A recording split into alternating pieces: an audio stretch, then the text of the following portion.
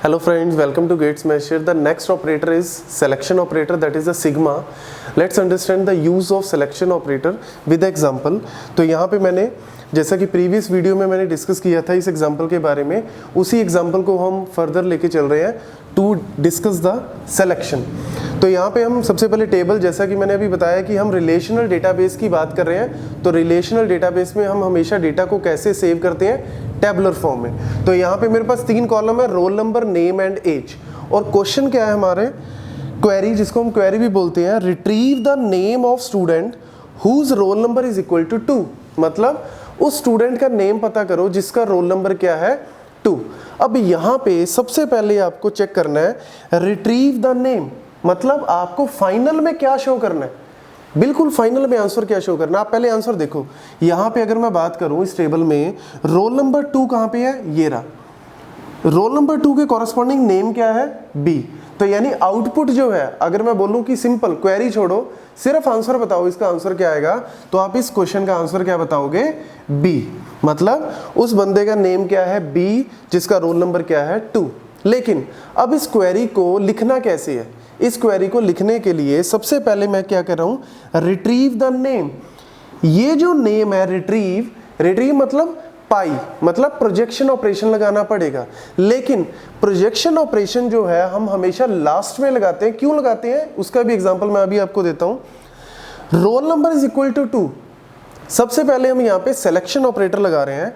इस क्वेरी को लिखेंगे हम कैसे, स्टूडेंट जो कि टेबल का नेम है उसको हम ब्रैकेट में रिप्रेजेंट करते हैं सिंपली। सबसे पहले, क्योंकि सबसे पहली चीज क्या चाहिए आपको, टेबल, जिस टेबल से डेटा को निकालना है। तो सबसे पहला स्टेप क्या है, आप टेबल का नेम लिख लो।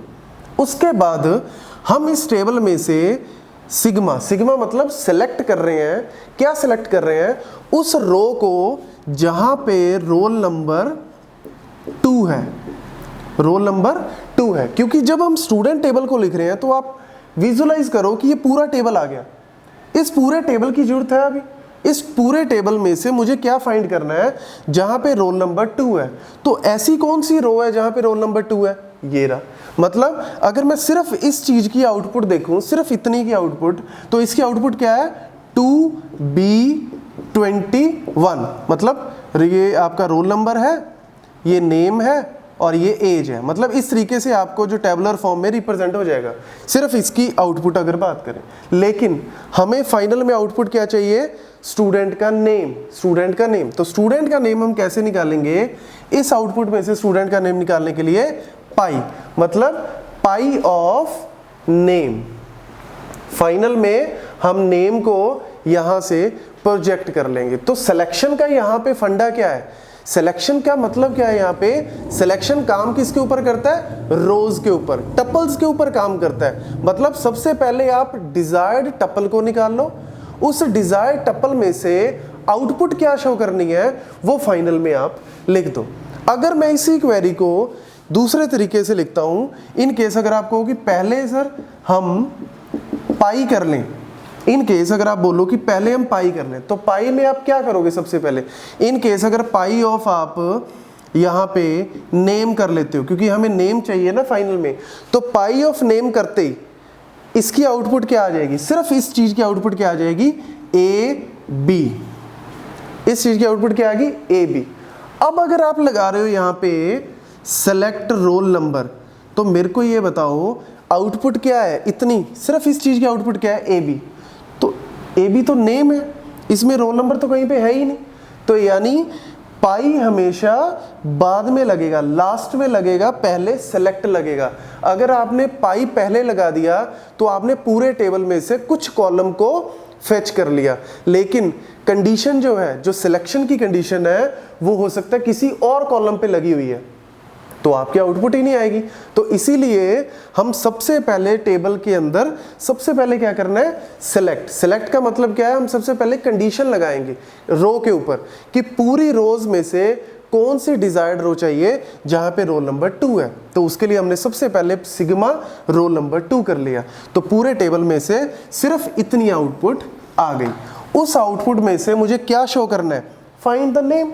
तो नेम फाइंड करने के लिए आप पाई ऑफ नेम कर लो। अगर आपको ये भी बोल दें कि अच्छा retrieve the name and age also, दोनों फाइंड करनी है तो कोई प्रॉब्लम नहीं है। Pi of name comma age, आप यहीं पे कॉमा एज लिख सकते हो। तो ये इंपॉर्टेंट पॉइंट है यहाँ पे। ऑल्दो ये बहुत ही बिल्कुल सिंपल सा लॉजिक है इसके पीछे, लेकिन कई बार स्टूडेंट यहाँ पे बहुत बड़ी मिस्टेक कर देते हैं। और ये ऐसे टॉपिक है जहाँ पे आपको अपने मार्क्स जो हैं वो गंवाने नहीं है, क्योंकि ये टॉपिक तकरीबन हमेशा आता है हर एक कॉम्पिटिटिव एग्जाम में, चाहे हम गेट की बात करें, यूजीसी नेट की बात करें, या नॉर्मल आपके कॉलेज या यूनिवर्सिटी लेवल एग्जाम्स की बात करें।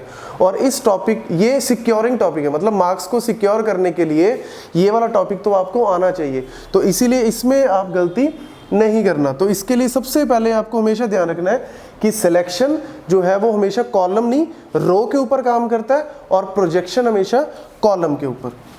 मैं यहाँ पे मेंशन कर देता हूँ, projection always works on columns. Columns